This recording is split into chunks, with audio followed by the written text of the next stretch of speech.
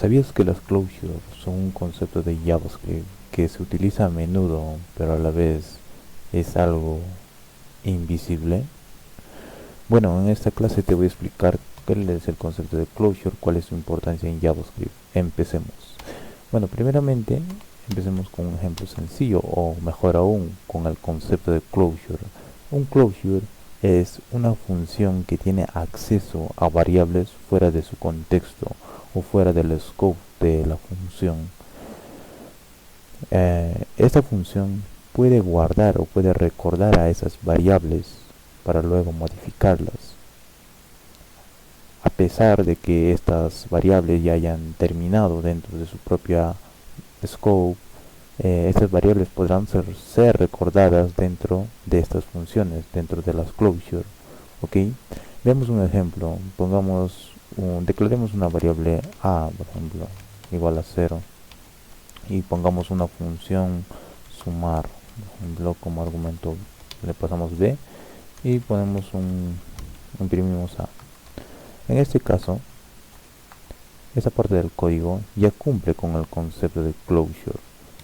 Si bien es cierto, nosotros dentro de la función sumar estamos accediendo a la variable a, entonces esto ya tiene el concepto de closure, porque el concepto nos dice que es una función que tiene acceso a variables fuera de su contexto. Si bien es cierto, b está dentro del contexto de la función sumar, pero a tiene un orden superior, que sería el contexto global, ¿cierto? Entonces, para entender mejor, pasemos al siguiente ejemplo. Tenemos una función counter, que dentro de ella tenemos una variable declarada con let llamada count, igual a 0. Y más abajo tenemos una función que dice increment. Increment lo que hace será incrementar más 1 en cada llamada a la función, a la variable count, y eso lo retornará. Entonces nosotros instanciamos a esta función counter acá abajo con myCounter, ¿no? Una constante con myCounter, y vamos a hacer el siguiente llamado, myCounter. En la primera llamada nosotros tenemos acceso a la primera función counter, pero en la segunda llamada nosotros tenemos acceso al closure, en este caso al increment, ¿ya? Y en esta llamada lo que hacemos es ejecutar esto. Hacemos una suma de 1 al valor de count. El count, como podemos ver en acá, está fuera del contexto de increment, pero a la vez en increment se le está llamando. Entonces increment recuerda a count, ¿ok? Recuerda count cada vez que se le hace el llamado. En este caso, si se le hace el primer llamado, sería 0 más 1, 1. Y si fuera más 1, de vuelta el segundo llamado sería 2, y en el tercer llamado sería 3. Veamos esto ejecutando el código. Como podemos ver, 1, 2 y 3. Eso es lo que realmente tenemos en este ejemplo. Veamos el siguiente ejemplo, que viene a ser una calculadora, donde podemos hacer las operaciones básicas. En esta función tenemos una variable let que viene a ser el total, está inicializado en 0, y tenemos un retorno que va a retornar la función. En este caso va a retornar funciones como añadir, restar, multiplicar, dividir, limpiar y obtener el total. Entonces nosotros vamos a tener acceso a esta variable total que está dentro del contexto de createCalculator, y en cada método que nosotros estamos retornando vamos a tener acceso para hacer las operaciones correspondientes. Ok, entonces instanciamos primeramente con una constante calculadora, una constante con una variable de tipo constante calculadora, que va a ser igual a createCalculator, que es la función principal, en este caso la función de orden superior, createCalculator.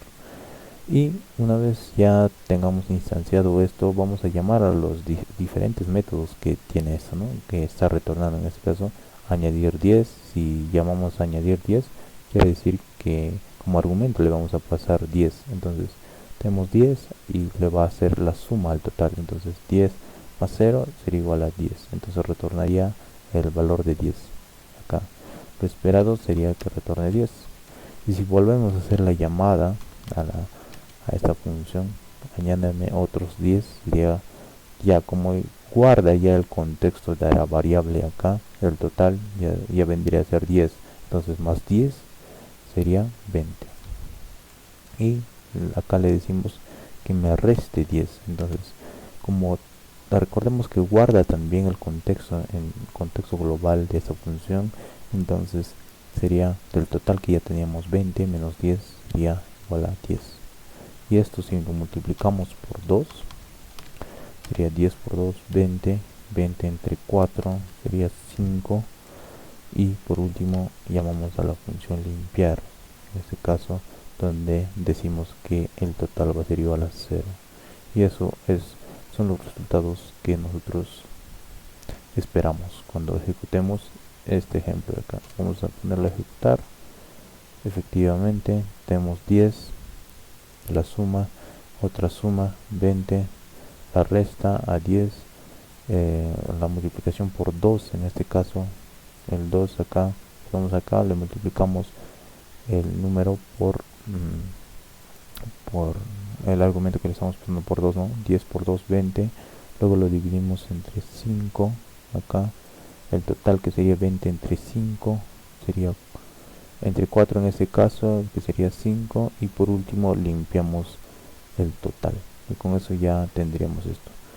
Otra forma de poder hacer esta función y para que quede un poco más claro podría ser ya directamente hacerlo de esta forma, poner el método de añadir directamente de esta forma, el método de restar ya sin la función, y también el método de multiplicar, así sucesivamente con los demás métodos igualmente. Método de limpiar también lo borramos esta parte para que quede un poco más simple y sencillo también, ¿no? De esta forma tendríamos el mismo resultado. Seguimos acá, ejecutamos de nuevo y igualmente tenemos el mismo resultado. Otra forma también que podemos hacer esto es también de la siguiente manera. Esto básicamente podemos declararlo como funciones fuera de acá, fuera del return, básicamente acá,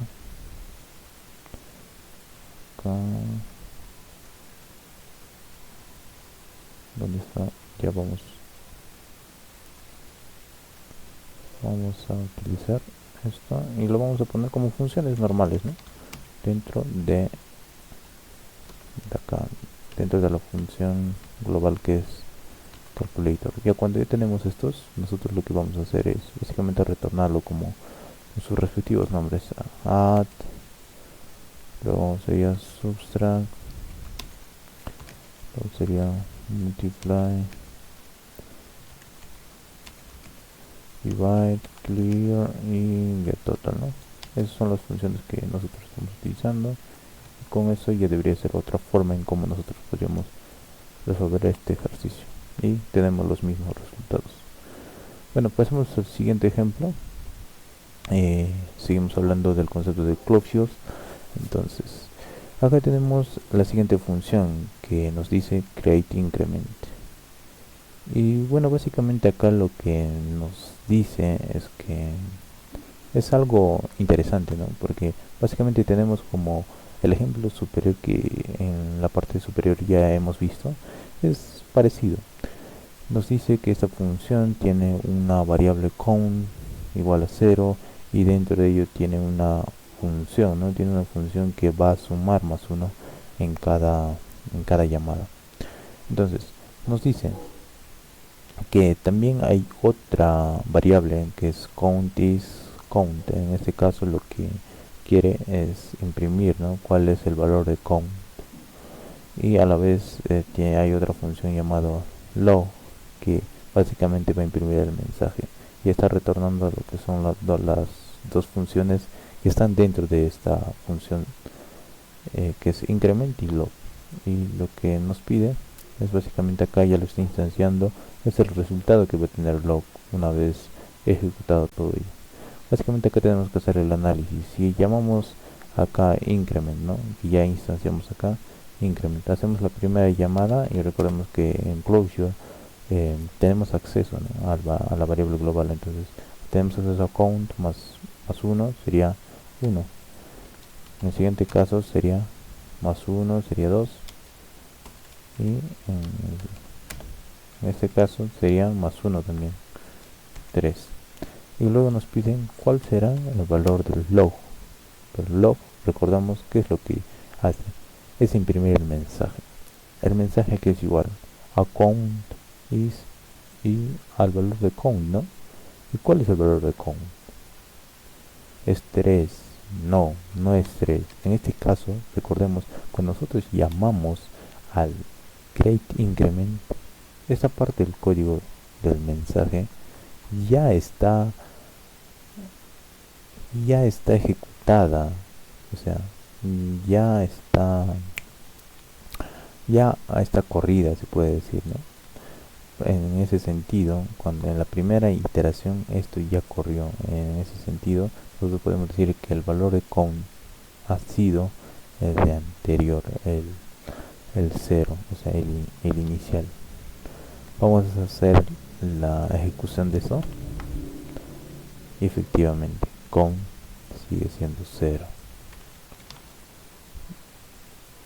¿Y qué podemos hacer para solucionar esto? Para que realmente tengamos eso, lo que es eh, el valor actual de count. Lo que podemos hacer básicamente es hacer esto: ingresar count, probemos.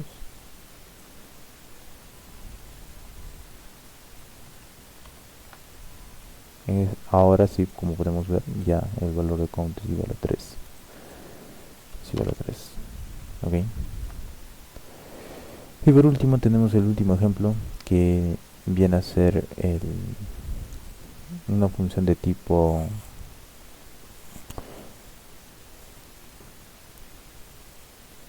immediately invoked function expression, conocido como immediately invoked function expression.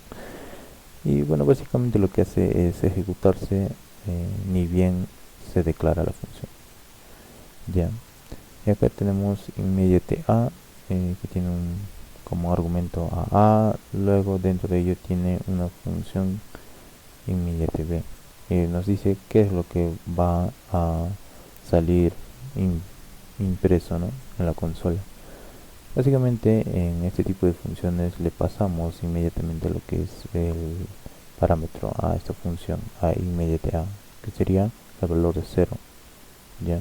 Y cuando tenemos esta función dentro, también le pasamos el argumento del valor de b, que sería 1. Y si nos dicen cuál va a ser lo que va a imprimir en consola, solamente será lo que estamos enviando. En este caso el valor de a va a ser igual a 0, y cuando va a entrar dentro del scope de esta función solamente va a imprimir 0. Si imprimimos es 0. Y bueno chicos, espero que les haya gustado, espero que hayan entendido un poco más del concepto de closure, y nos vemos.